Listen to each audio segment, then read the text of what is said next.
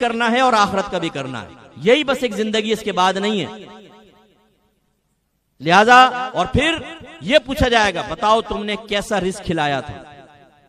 سود، رشوت، چوری، ناجائز چیز، یہ ایسا تو نہیں تھا. اب یہ میں بار بار معذرت اس لیے کر لیتا ہوں کہ اس قسم کے بیان سننے کے عادی نہیں ہوتے. ہمارے گورنمنٹ کے اداروں میں خاص طور پر ٹائمنگ سیٹ ہوتی ہے کہ صبح مثلا 8 سے 5 بجے ڈیوٹی ہے. جب خاص آپ کی ڈیوٹی ہوتی ہے تو اس کو امپلائی کو کہتے ہیں عربک میں اجیر، اور جب آپ کو خاص ادارہ جوائن کر لیتے ہیں خاص ٹائمنگ کے ساتھ اس کو کہتے ہیں اجیر خاص.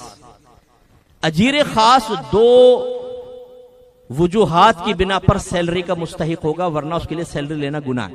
نمبر 1 ڈیوٹی ٹائم میں پورا حاضر ہو. نمبر 2 جو کام دیا جائے وہ کام کرے. لہذا 1 گھنٹے بعد آیا اور جانے سے 1 گھنٹے ٹائمنگ سے 1 گھنٹے پہلے نکل گیا، یہ 2 گھنٹے کی سیلری حرام ہے اس کے لیے.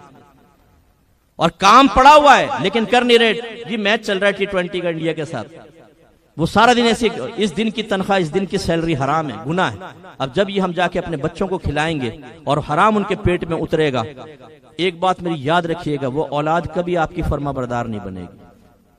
ان کے اندر شیطانیت بھرے گی، حرام اپنا کام کرے گا، ان کی رگوں کے اندر سرایت کر جائے گا.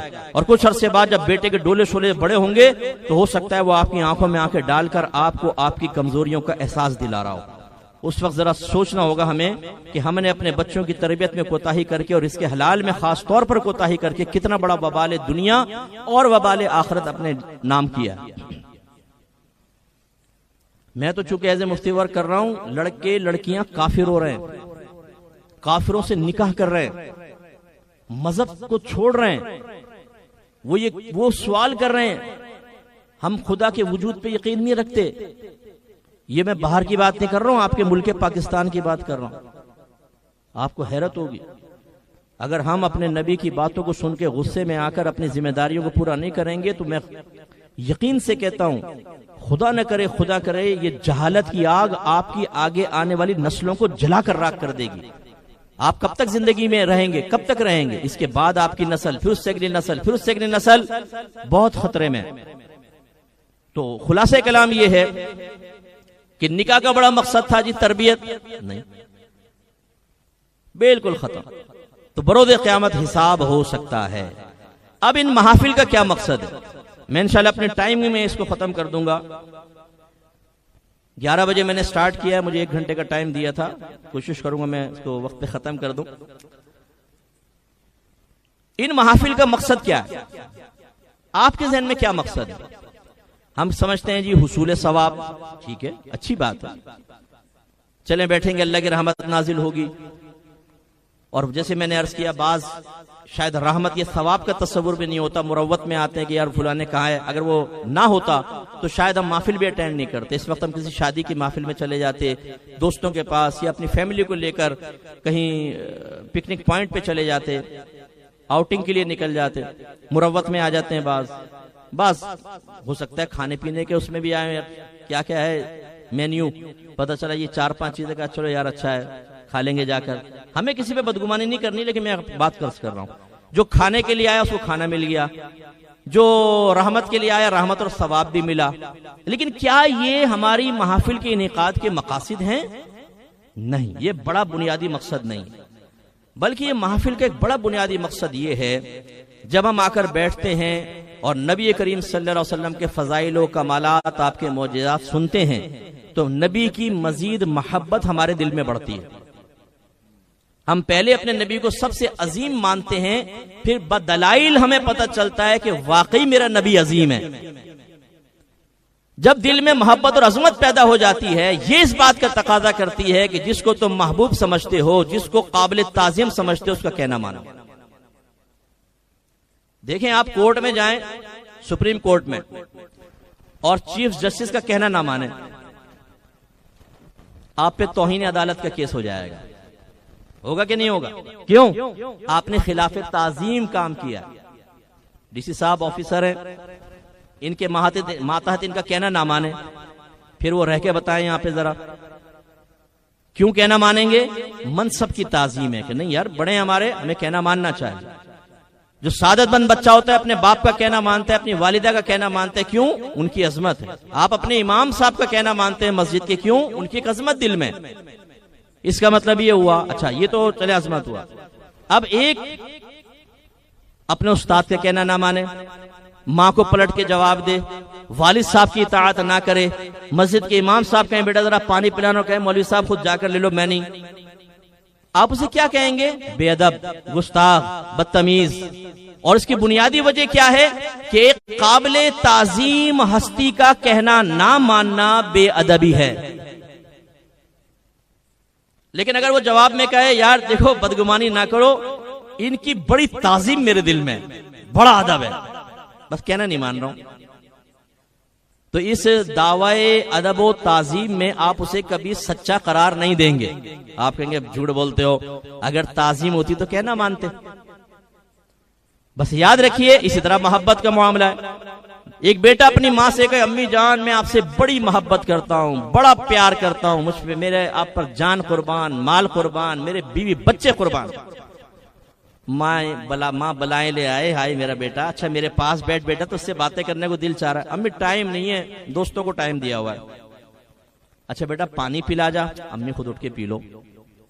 بیٹا جلدی گھر آ جانا، امی آج میں جلدی نہیں آ سکتا، دوستوں کے ساتھ کہیں باہر جا رہا ہوں۔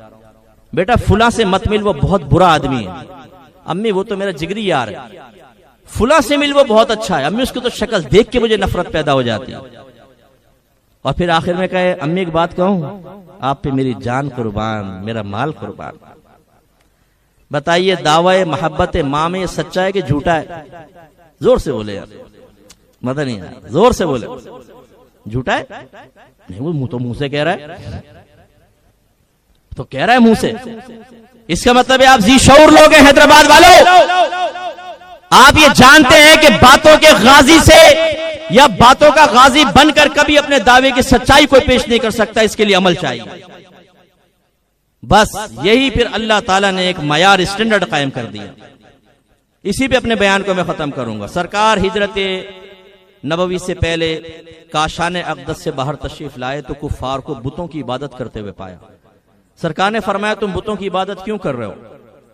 انہوں نے کہا اس لیے تاکہ اللہ تبارک و تعالی اس سے خوش ہو کر ہمیں اپنا محبوب بنا لے۔ مقصد کتنا پیارا ہے، اللہ ہمیں محبوب بنا لے، مقصد بہت پیارا، لیکن اس کے لیے کام کیا کر رہے ہیں؟ بتوں کی عبادت۔ اللہ تبارک و تعالی نے آیت نازل فرمائی جو میں نے تلاوت کی اور ابھی دوبارہ کرنے والا ہوں، کہ تمہارا ایک اچھے مقصد کے لیے بنایا ہوا اسٹینڈرڈ غلط ہے، اس اسٹینڈرڈ کو چینج کرو، اس معیار کو چینج کرو، اس پروسیس کو چینج کرو، اس طریقہ کار کو بدلو، مقصود تمہیں ضرور حاصل ہو جائے گا، لیکن جس طرز پہ تم چاہ رہے ہو تمہاری مرضی کے مطابق تمہارے طرز عمل سے مقصود حاصل نہیں ہوگا۔ تو آیت کیا کہتی ہے؟ قُلْ إِن كُنْتُمْ تُحِبُّونَ اللَّهَ فَاتَّبِعُونِي، اے حبیب ان کفار سے فرمائیے کہ اگر تم اللہ سے محبت کا دعویٰ کرتے ہو تو بت پرستی نہیں چلے گی، بلکہ میرا حکم مانو، میرا کہنا مانو۔ اور جب تم یہ کر لو گے، ابھی تو تم اللہ تعالیٰ کی محبوبیت کی تلاش میں ہو، پھر یحببکم اللہ، اللہ تمہیں اپنا محبوب بنا لے گا، وَيَغْفِرْ لَكُمْ ذُنُوبَكُمْ، اور جس کو اللہ اپنا محبوب بنا لے اسے گندہ نہیں چھوڑتا، اللہ تعالیٰ تمہارے تمام گناہوں کی بخشش کر دے۔ بس میرے پیارے بھائیوں، اچھا میں معذرت کے ساتھ یہ لفظ استعمال نہیں کرتا ہوں، عشاقان رسول بیٹھے ہوئے ہیں، معذرت کے ساتھ بیٹھے بھی ہوں گے، اس کا انکار نہیں ہے، اس کا انکار نہیں، نہ میں بہت بڑے عاشق ہونے کا دعویٰ کرتا ہوں، اللہ تعالیٰ مجھے بنا دے، لیکن یہ لفظ عاشق جو ہم استعمال کرتے ہیں نا، یہ بالکل ایسا ہی ہے جیسے آپ سب کو میں سفید کوٹ لا کر دے دوں اور اسٹیتھوسکوپ آپ کی گردن میں ڈال دوں اور پھر کہوں کہ ماشاءاللہ اتنے سارے ڈاکٹر بیٹھے ہوئے ہیں، تو آپ جواب میں کیا کہیں گے؟ مفتی صاحب گیٹ اپ چینج کرنے سے آدمی ڈاکٹر نہیں بن جاتا۔ میں آپ کو کالے کوٹ لا کر دے دوں ساروں کو اور کہوں تمام وکلاء کو میرا سلام، تو آپ کہیں گے مفتی صاحب کالا کوٹ پہن کے کوئی وکیل نہیں بن جاتا۔ تو خالی زبان سے کہہ کے کوئی عاشق رسول نہیں بن جاتا، باتوں کے غازی بننے سے عاشق رسول کا کوئی بننے کا کوئی تعلق نہیں ہے۔ غلامی رسول میں موت بھی قبول ہے کے نعرے لگانے سے عشق رسول کے اظہار کی